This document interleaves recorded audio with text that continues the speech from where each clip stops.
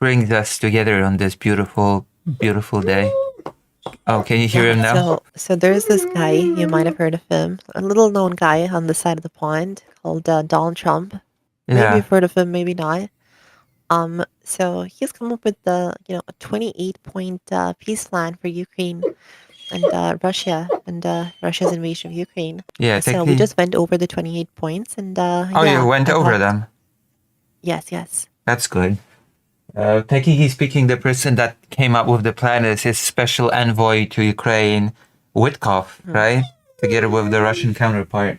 Ukraine was not involved in these discussions at all, of course. Yeah, exactly. So I thought we'd get on a call. I could, as somebody who's more informed about what's going on that side of the planet and that part of the world, I Yeah. thought I'd ask for your reactions. What do you think of the plan? And also how European countries are reacting to it right now. Well, it's a whole thing. Okay, sorry. Where should I start? The plan, and I personally call it, first of all, the surrender plan, because I see a lot of these points as non-starters, not just for Europe in general, but for Ukraine first and foremost. I think you can see why if you went through those points. And should I say, a lot of those points seem very, very vague to me. They include things like, for example, point that's, you know what I do in Ukraine, right? You know what my main work that I do in Ukraine is, right? You remember?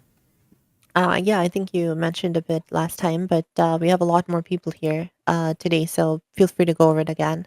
Okay, so I go to Ukraine and I basically do journalism related to the situation of children in the war. The children that live in Ukraine proper, the children that live in the occupied territories, as well as the children that are kidnapped. And this is a topic that is related to the children that are kidnapped.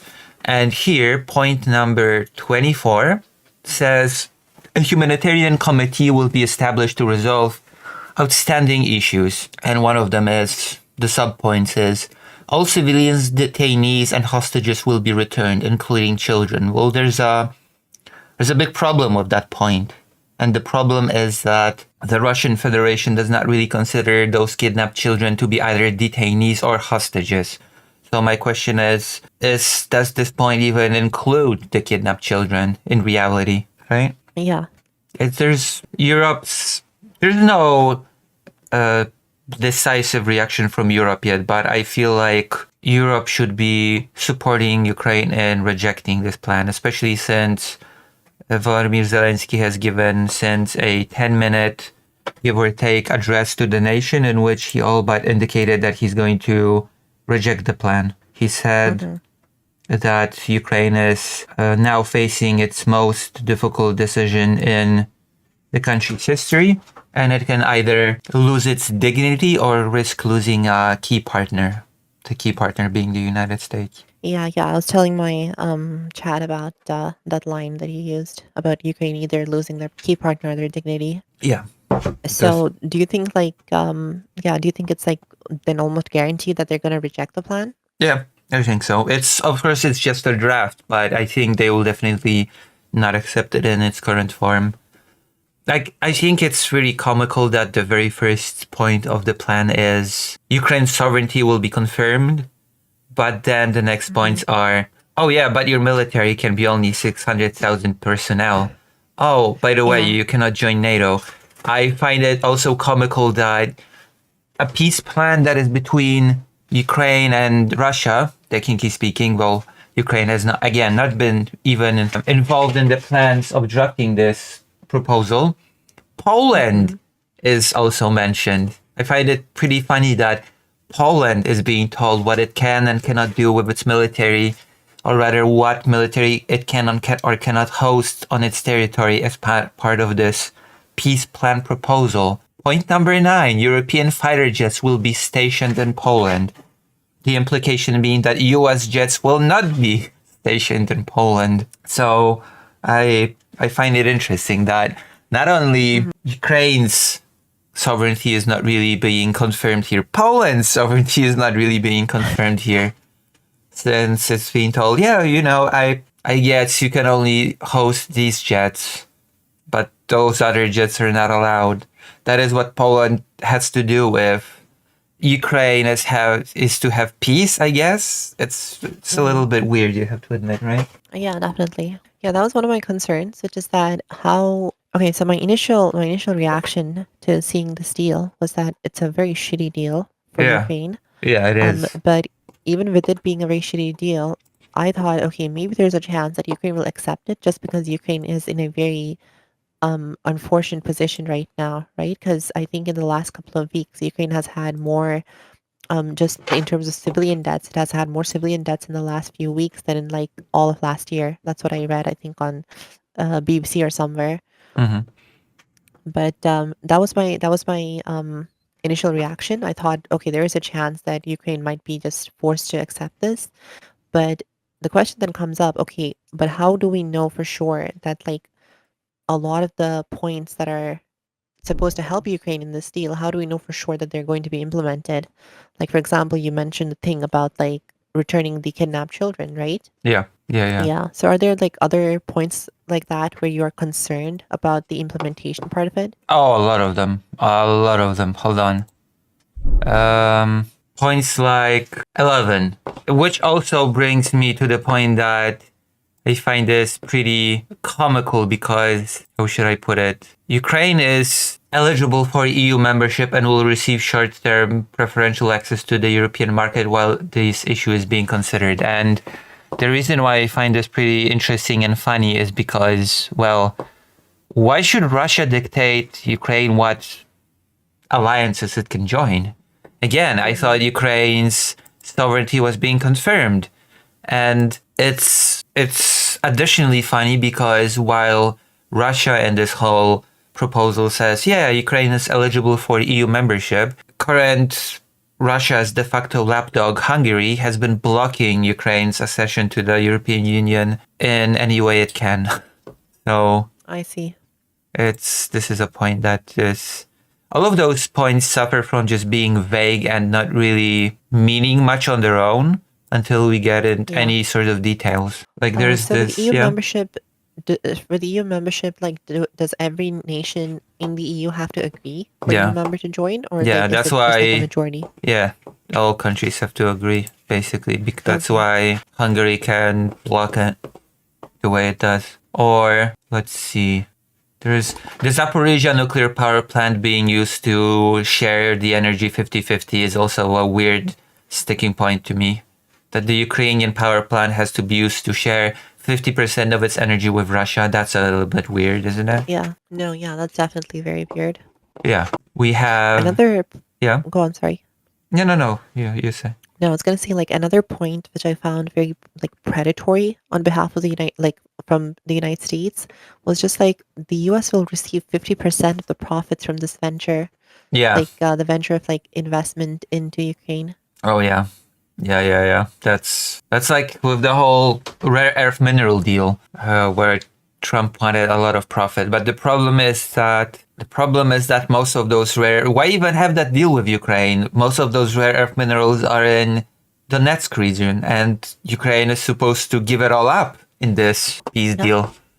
So that's another thing, giving up territory. And people don't understand this at all, but for Ukraine to give up territory, it's not just a piece of land, it's millions of people that are suddenly under Russia's occupation. And for many people, that means that's already a reality. That for many people, that means forcefully being moved, forceful deportation, torture, sexual assault, death. That is the reality for many people living in the occupied territories of Ukraine. Russification, Ukraine. When it comes to the kidnapped children, it is said that tens of thousands unaccompanied children have been kidnapped, right? Yeah. But it is also true that if you count all of the children together with the children that are living on the occupied territories, then suddenly you have a staggering number of 1.6 million children, Ukrainian children. Mm-hmm. So I hear what you're saying. of course, giving up the territories would mean that many people would suddenly find themselves internally and externally displaced, and many people would find themselves under a very brutal occupation. It's just Yeah. horrible, right? Another point which I found another sticking point is that where is that point? Yeah, basically Ukraine is supposed to have elections within 100 days. That's a point I actually forgot to read earlier when we were going over this. But yeah, Ukraine will hold election in 100 days. Yeah. And I think that would kind of be political suicide for Zelensky if he were to accept this deal and then hold the election. I think he'd be out. But like, what do you probably know better as to how Ukrainian people right now feel about Zelensky, like, Well, and how his politics is. Zelensky's popularity has been down a bit because Ukraine is being rocked by a huge scandal right now, corruption scandal. I'm not sure if you're familiar Okay. with that topic.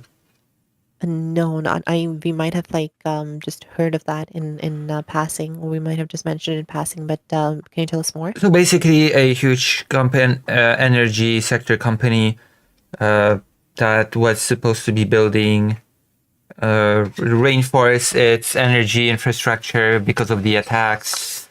There's been contracts and deals that the company would basically say, hey, if you want this contract, then you will have to give us a kickback of 10%, right? And for the reinforcement of the infrastructure against Russian attacks, it was apparently 15%.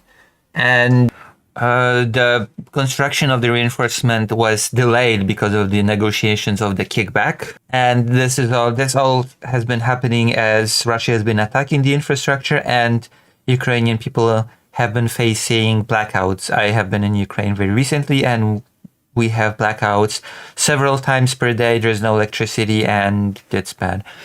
And the problem here is, of course, that the main actors involved in this scandal, the main puppet masters of the scandal are people that are very close to Zelensky. So I see. his 5 inspectors, I'm not sure what the English word is, 5 people that basically help him run the country during the war. One of them is being his main associate, his second, his right hand Yermak, person that controls a lot of things in Ukraine, has a lot of power in Ukraine, but has no official role designated to him by the constitution. It's a very interesting situation with this person. Yeah. So because of that scandal, the Ukrainian population has been very displeased with Zelensky, let's just say. So that's a big. It's a very vulnerable time for Ukraine because of this scandal, and because at the same time Ukraine has a big budget deficit moving into the next year and still has not secured finances to plug it. I see. Yeah. So, but so your question was Zelensky. Yeah, well, of course it would be political suicide for him to accept this deal because a lot of Ukrainian people do see this deal simply as a non-starter, as a form of capitulation, which I agree. It is. Can I say it is? I mean, not just like, I guess, form of capitulation. It's like complete capitulation. Yeah, Russia is being rewarded. Russia in this draft is Russia is just being rewarded for its invasion, genocidal invasion, I would add. Oh yes, and one of the biggest offenders for me, it's where is it? Oh God, how did I not mention this one? It's just one of the most horrible ones in this list. I think it's 26. Is it 26? Yes. Point 26. All parties involved in this conflict will receive full amnesty for their actions during the war and agree not to make any claims or consider any any complaints in the future. Full amnesty, considering how many horrible war crimes have been committed in this war. Are you joking? I don't even know what to say to this one. Full amnesty, that's just complete rewarding the Russian Federation for its invasion. Yeah. Very disappointing. It has not been good. And even if this would lead to even if this would end in the conflict ending sooner, the war ending sooner, this would in effect still lead to the suffering of many, many, many Ukrainian people. Not necessarily Russian people, but it would lead to the suffering of many Ukrainian people. That part is guaranteed. Even if we just go by Ukraine handing over territory to the Russian Federation. Yeah. So also there's this weird point about a lot of this are so vague that you kind of all Nazi ideology and activities must be rejected and prohibited. What does that even mean in the context I of was this literally deal? about to say it is so funny that Donald Trump's administration would put this into, I think a lot a of it peace is plan. spent by Russia, actually. Yeah. A lot of it is apparently clumsily translated Russian. There are a few examples when the sentence structure is a bit clumsy in English, but it makes perfect sense in Russian. So there is also discussion about that. But all Nazi ideology, because one of the stated goals of the Russian Federation when invading Ukraine is the denazification of Ukraine, Correct. whatever that means. And this here, all Nazi ideology and activities must be rejected and prohibited. What would that include in Ukraine exactly? I think what Russia's trying to do here is score like a domestic political victory, right? Something that they can point to and be like, yeah, look, we were right. We told you that we went to demilitarize Ukraine and we did that. So I Yeah. think maybe that is what the intention is here. And let me see. There's this. I'm gonna control F. The U.S. guarantee.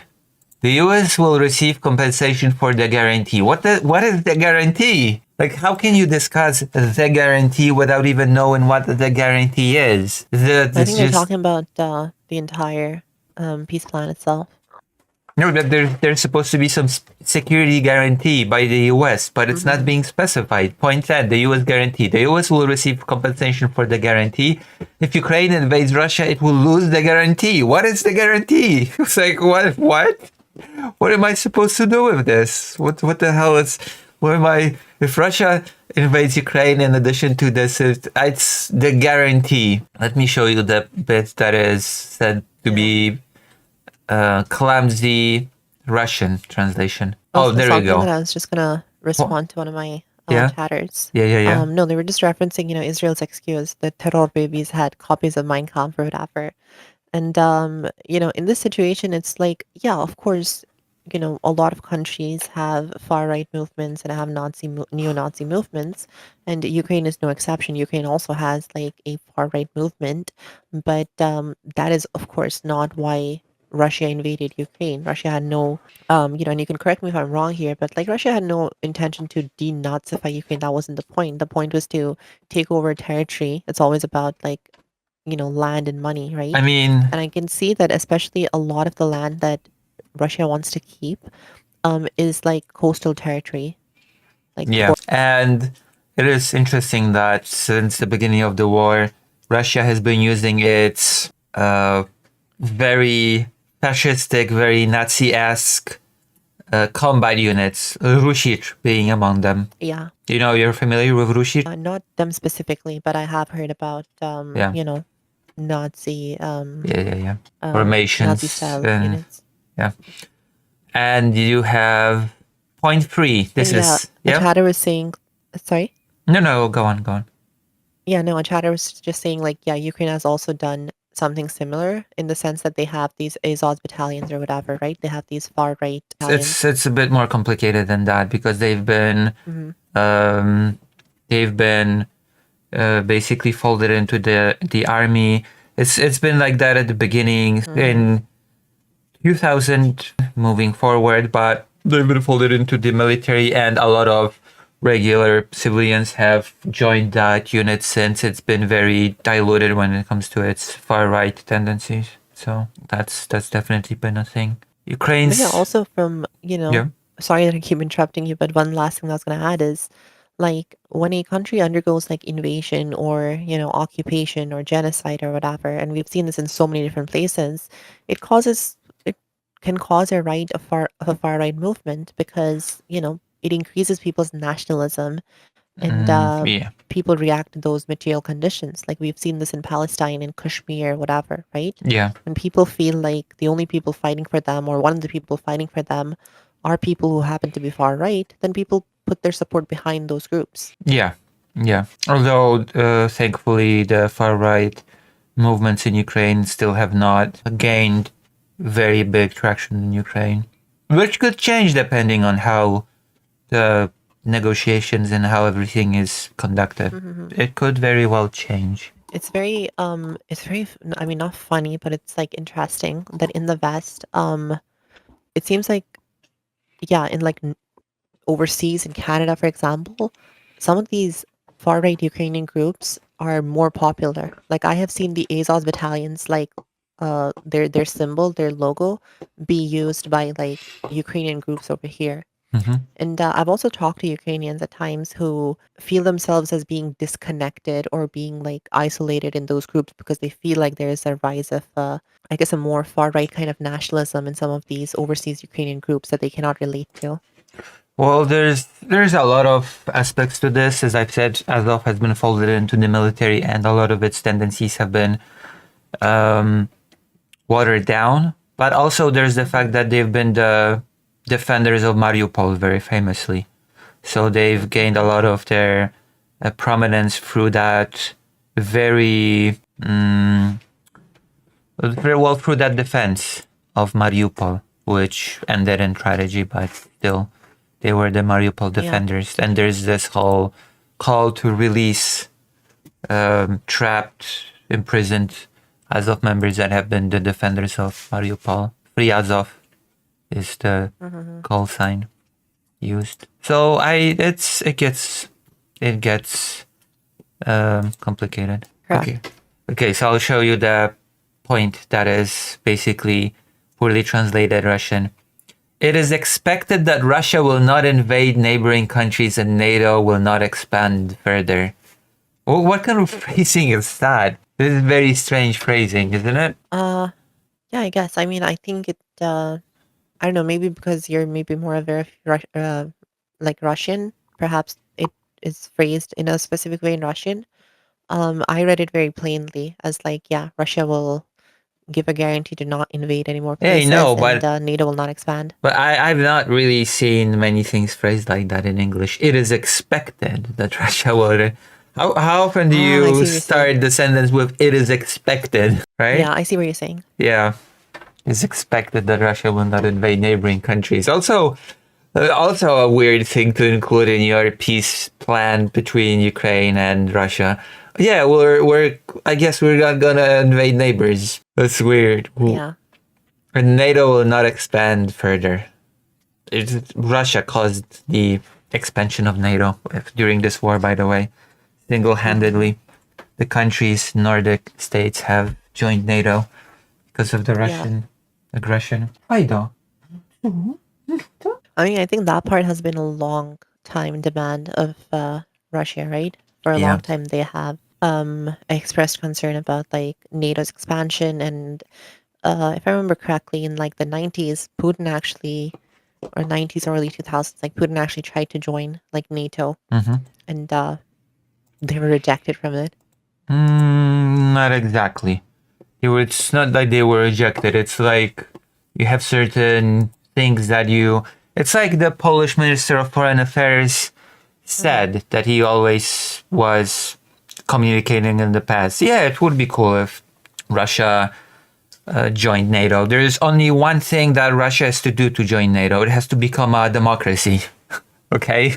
It has to meet the qualifier that countries must meet to become members of NATO. Just become a democracy. And sure, you're fine to join NATO if you do that. But, I guess it was just not in the cards for Russia. And as to the worries of Russia. I mean, the way that I analyze it, and, you can give me your opinion on this, but I think, in the West, like when you analyze it from like, I guess, an anti-capitalist perspective, right? There's also this point that a lot of Western countries are able to justify their military spending and arms manufacturing by there being like permanent enemies, right? Yeah. So I think, for the United States and for NATO, this one of these enemies has been Russia, because NATO is like the way that I and some other people call, on the left, we term NATO. It is a protection racket. It is a way for the United States to basically pull in more money into its arms manufacturing complex, right? Uh-huh. So, and it's able to justify that military spending, and NATO is in general for years been able to justify that military spending, saying, "Hey, we have these enemies. We have Russia, for example, and of course, Russia is also a legitimate security threat over the years. Yeah. But I think it also benefits the ruling classes of these nations to have these external enemies." It's true, but it is also true that Russia just very willingly places itself as that enemy. I mean, Europe has been demilitarizing for many years, being very calm and very secure in its thinking that there will be no further conflicts on the continent. Europe has been neglecting its military. Europe has been basically dismantling its military production. So it's been very complacent in its place. And when Russia invaded, suddenly Europe is thinking, oh crap, I guess we have to remilitarize now, which Poland is a big example of that, of spending close to 5% of its GDP to, it's just, what can I say? When it comes to NATO, it is very important to consider that NATO has not really been the real reason why Russia has invaded Ukraine. Putin has made it very clear in his essays, in his speeches. The very famous Russian philosopher Alexander Dugin has made it also clear that Ukraine can only exist either as an extension of Russia, of the Ruski Mir, of the Russian world, or it cannot exist at all. It can either exist under some form of Russian control or directly as part of Russia, or its existence cannot be suffered at all. The existence of Ukraine is, much like NATO, or even worse, considered an existential threat to Russia itself. And that has been reflected in very public essays and speeches of Vladimir Putin. Any other thing is just an excuse in my mind. NATO was off the table since 2014. And in NATO, absolutely all countries have to agree for a country to be able to join. And there are a number of countries that have consistently said no to Ukraine joining NATO. So NATO was not even a consideration when Russia first invaded. And then there's the denazification, which I don't even think I should entertain this whole thing. Of course, there were other things along the way. Sometimes the Russian media said that Satanism has to be defeated in the West and Ukraine. Sometimes, in one speech, Putin even said that it's all about transgenderism. Yes, he said that once, and that J.K. Rowling is being persecuted. So, many things caused Russia to be forced, quote unquote, to invade Ukraine. Yeah. Wokeness was cited as one of the reasons why Ukraine has been, which is interesting because Ukraine is actually not that woke. It's in Eastern Europe still, so it's Eastern Europe is not super woke. Poland, for example, is the worst country for LGBT. In many aspects, from what I hear. Yeah, the worst country for LGBT people out of the entirety of Europe. I believe the most intolerant to the LGBT out of all the European countries. I see. So, right. Also, I was just going to tell my chat real quick. Chat, if you guys have any questions, that's fine, right? You don't mind taking questions, right? Yeah, of course not. Yeah, chat, if you have any questions for Lucy, please share your questions. Yeah, I've been thinking of doing a all-day fundraiser today because I'm trying to get funds to go back to Ukraine. Mm-hmm.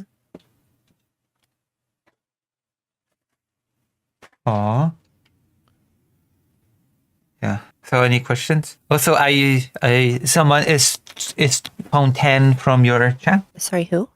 A person called Trip Fontaine. It is expected as a phrase that's used somewhat often in English. It basically means it's a vile threat. I understand that, but I haven't seen this phrase used many times in official documents. It is expected for X to do Y. I've not seen that many documents. I have not heard of that person, but I also don't have the best memory.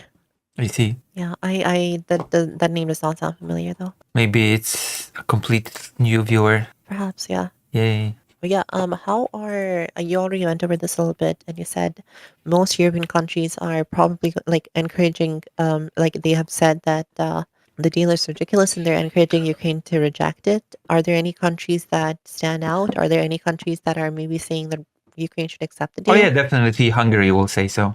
Like 100% Okay. Viktor Orban will say, oh yeah, peace should be achieved no matter what. And the warmongering Europe and warmongering Hungary, not Hungary, Ukraine are trying to drag Hungarian people into war, and I'm here to save you. So vote for me because there's an election coming up in Hungary, and Viktor Orban is in trouble because the opposition to his party is leading in the polls by a significant margin. So Viktor Orban is doing all that he can to save his ass. And part of that is the anti-European, anti-Ukrainian rhetoric about Hungary being dragged into war and Orban being the only thing standing between war and Hungarian people.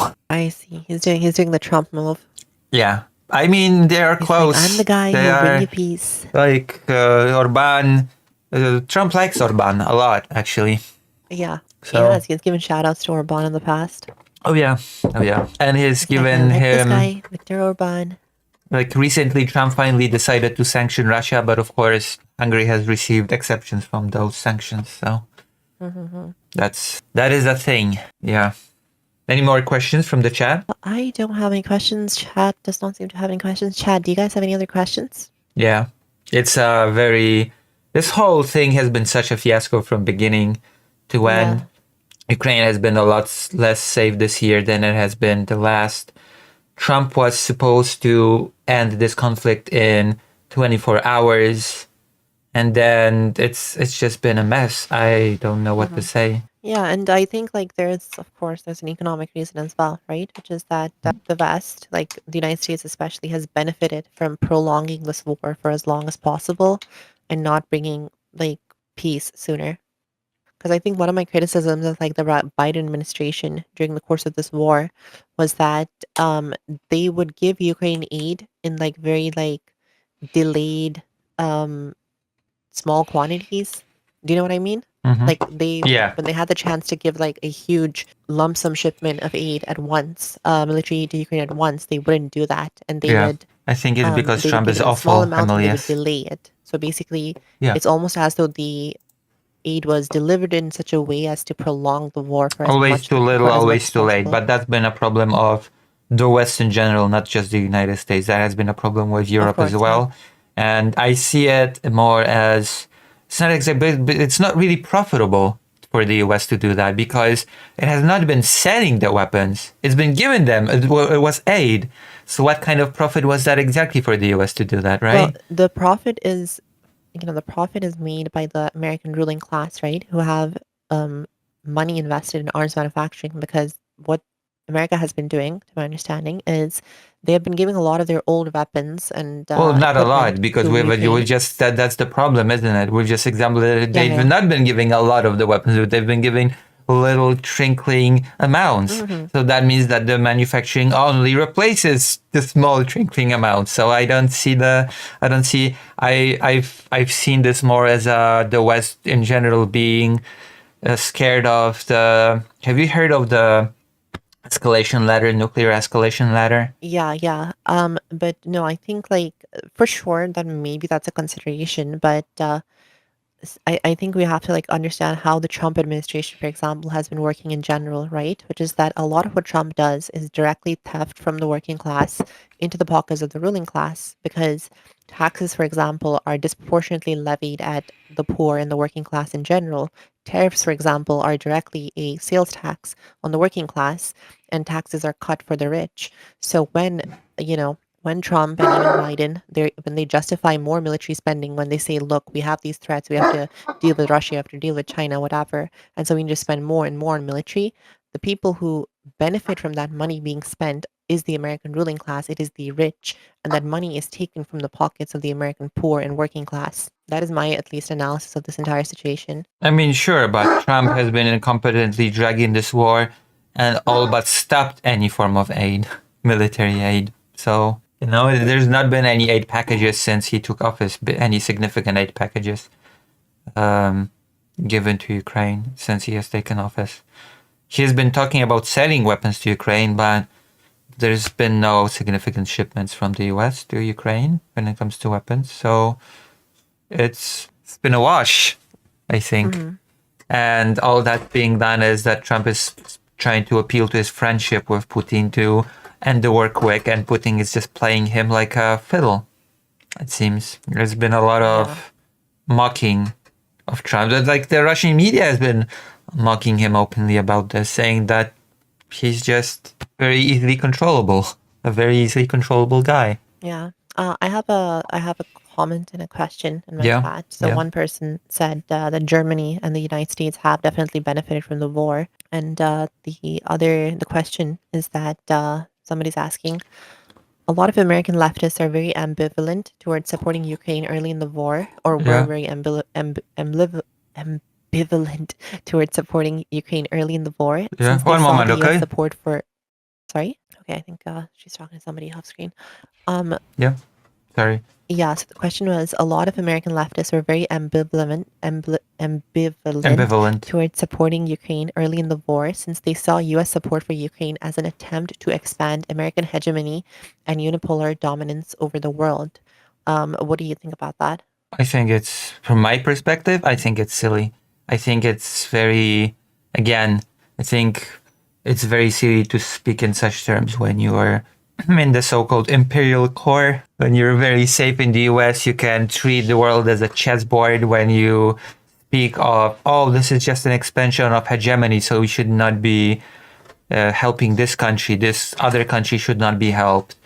But this Russian invasion ruins the lives of millions, and Russia wants to engage in its own imperial project. It wants to establish its own sphere of influence, and I don't think it's very.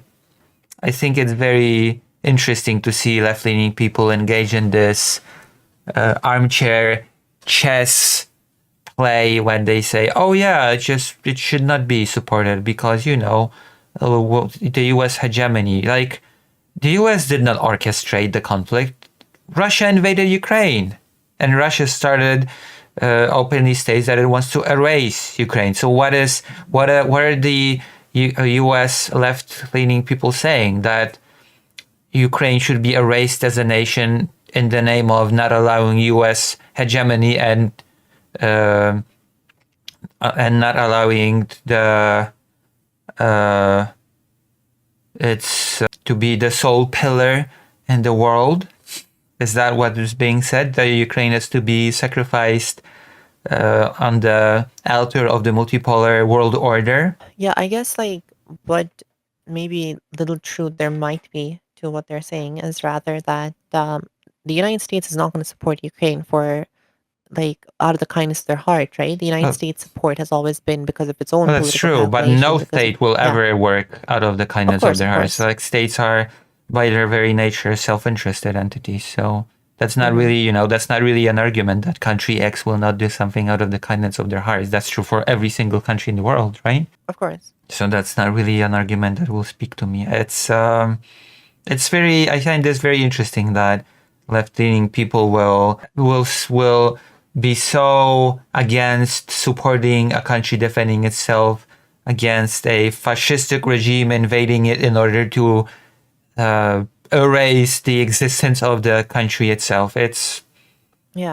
find this very peculiar. No, definitely. What I was saying is I agree with the overall point that you're making. The kernel of truth was like what we said, that every country acts in its own self-interest.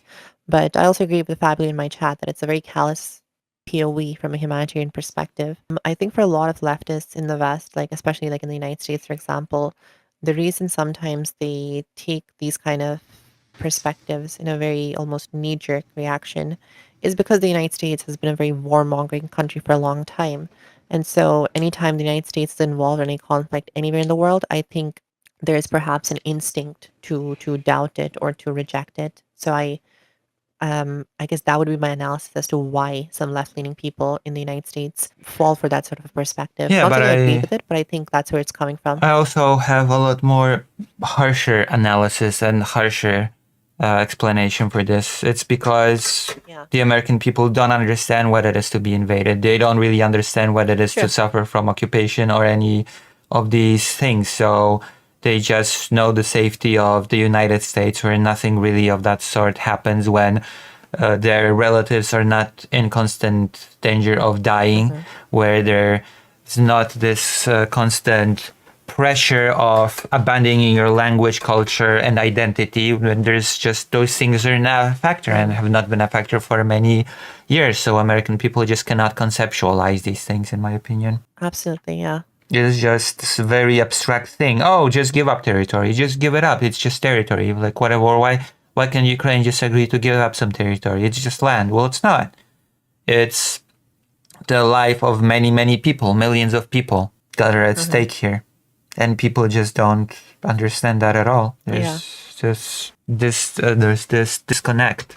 And I've been very, very disappointed with the so-called left of the United States in this regard. Very disappointed indeed. As a left-leaning person myself. No, I get that. That's, I think, a common reaction that a lot of us have. We are very often disappointed in the North American left, I would say. Yeah, it's there's a lot of very strange condescension and very strange misunderstanding of the situation in this region of the world, misunderstanding of the nature of Russia, because there's also this whole aspect of the nostalgia after the Soviet Union, which, putting aside the fact that the Russian Federation is not the Soviet Union, there's a lot of almost defending Russia on these grounds. Yeah. Even though Russia is absolutely a fascistic regime. I think something else that goes on here is that sometimes when the United States has like an enemy, right?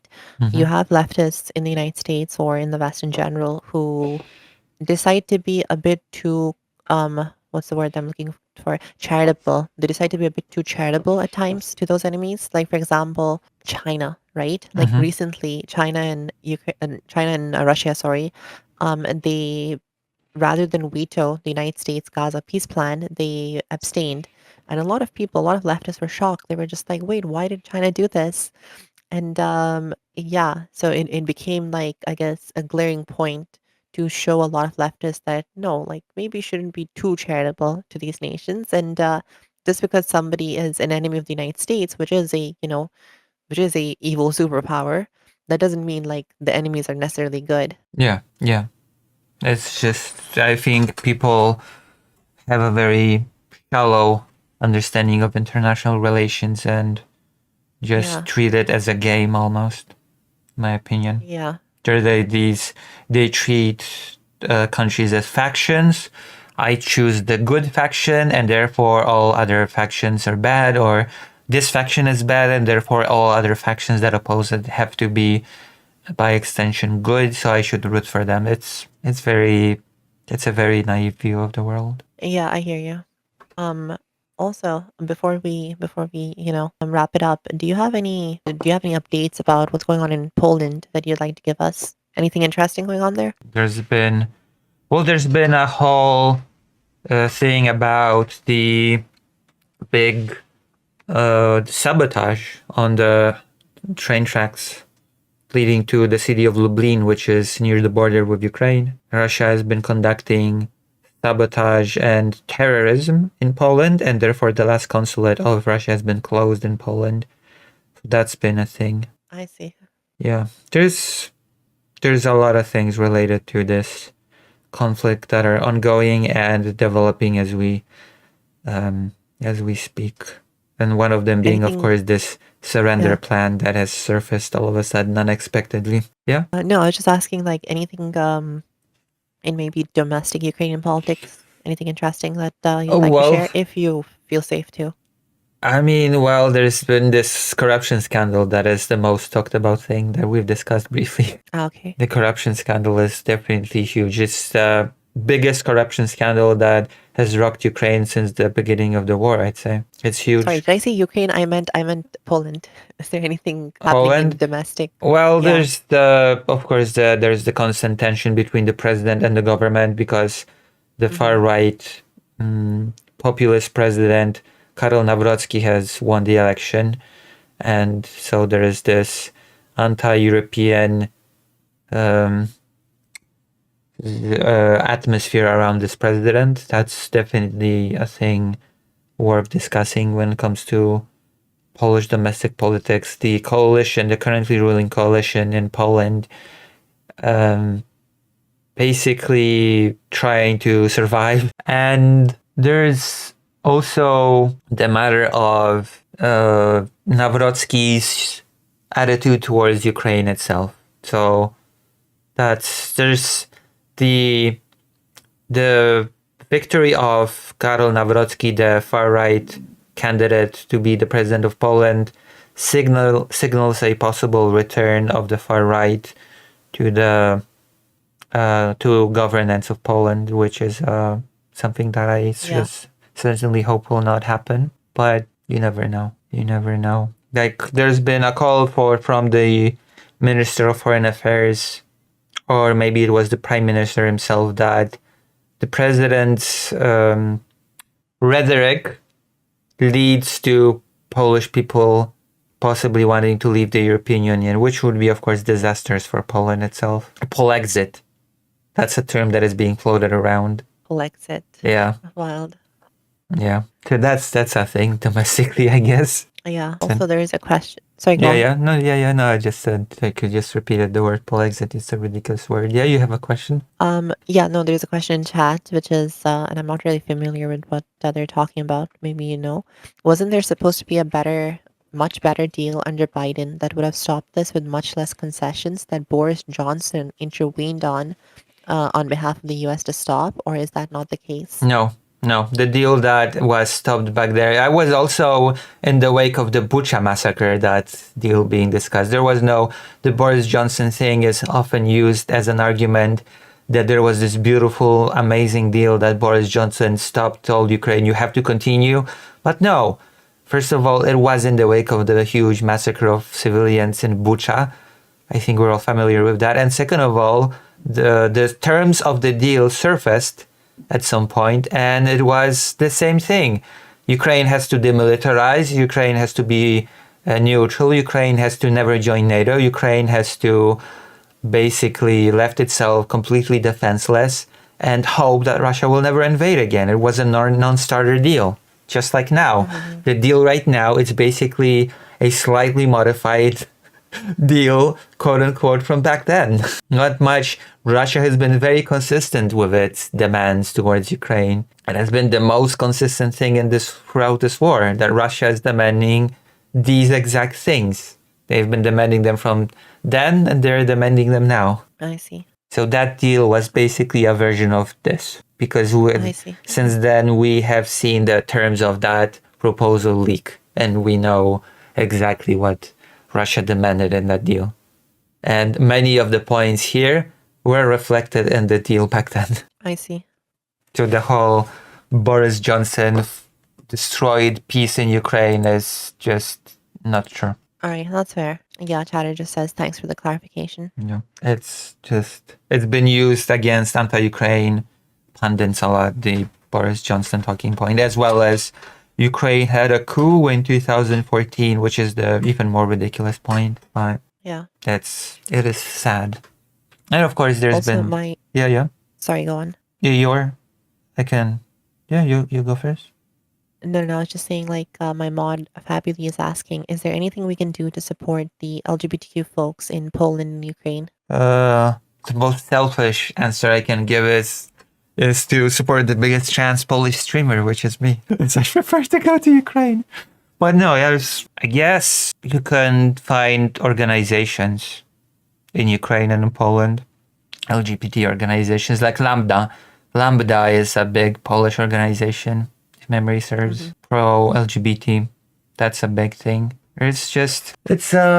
I mean, my own experience is a mixed bag. Sometimes I operate in Ukraine as Lucy, which surprises me, and sometimes I just have to do journalist-related things as a dead name.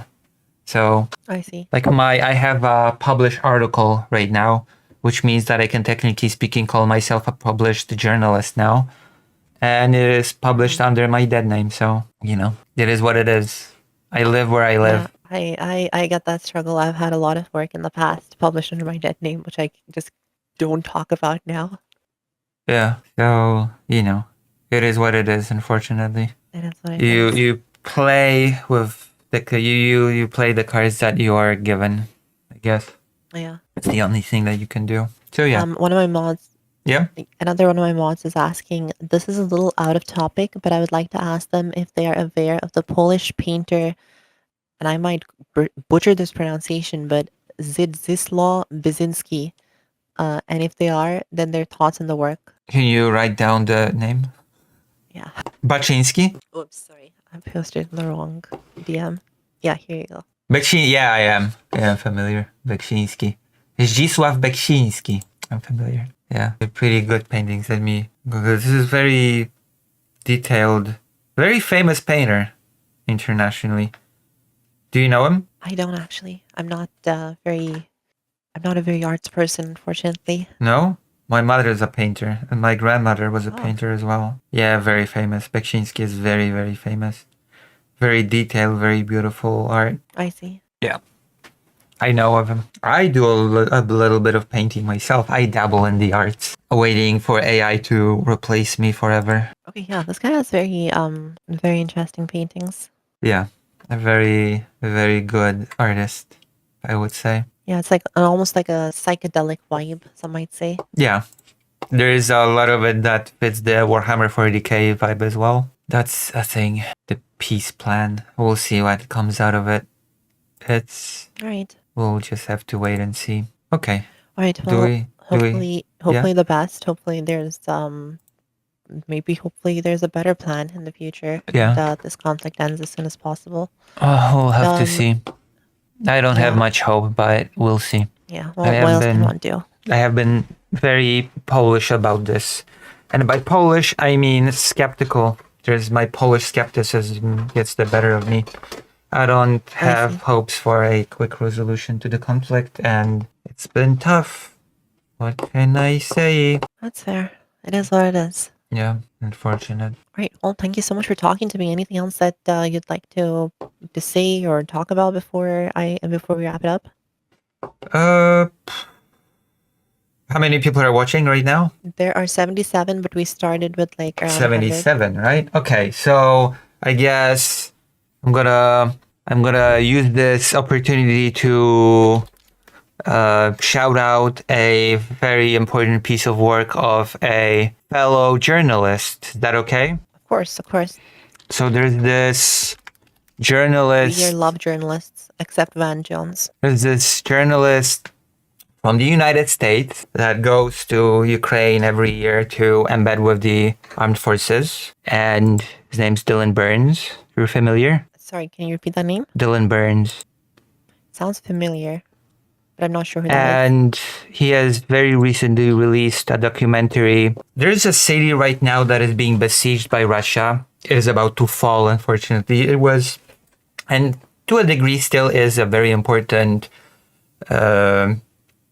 hub when it comes to logistics and many other things. Near it was a coal mine, which was responsible for about 20% of steel industry in Ukraine. And this journalist by the name of Dylan Burns has been embedding with the armed forces and has been documenting the changes in Pokrovsk, that is the name of the city, for a whole year.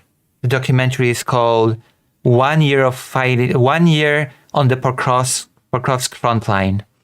And I would like to recommend anybody and everybody to watch this documentary. I'm gonna link it to you. It's a very beautiful piece of reporting, and I think that as many people as physically possible should watch this. It's a little bit of a a long documentary, but I think every minute is worth it. All right. Yeah, maybe we will watch it later Yeah, on stream. the whole 1 hour 49 minutes. Oh yeah, well, sometimes we watch long things. That's all right. It's a really good documentary, so I highly recommend it. It's a very high quality piece of journalism. Yeah. All right. We'll definitely watch that. Okay. Well, I guess on this positive note, we can finish this call. All right. Sounds good. Well, it was great talking to you. Thank you for talking to me. Thank you. And I'll see you All right, again. take care. Bye-bye. All right, definitely.